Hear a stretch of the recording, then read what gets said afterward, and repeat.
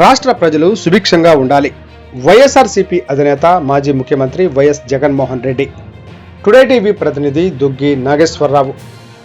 రాష్ట్ర ప్రజలు సుభిక్షంగా ఉండాలని ప్రార్థన చేస్తున్నట్లు వైఎస్ఆర్సీపీ అధినేత మాజీ ముఖ్యమంత్రి వైఎస్ జగన్మోహన్ రెడ్డి మరియు వారి మేనత్త వైఎస్ విమలమ్మ బుధవారం రాత్రి వెల్లడించారు.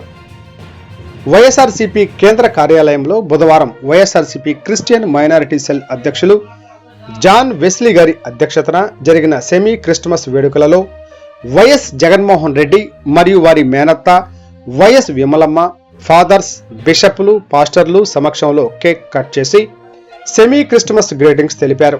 ఈ సందర్భంగా పలువురు క్రైస్తవ మత పెద్దలు, పాస్టర్స్, ఫాదర్స్, బిషప్స్ వాక్యోపదేశం చేసి క్రీస్తు జననం గురించి వివరించారు.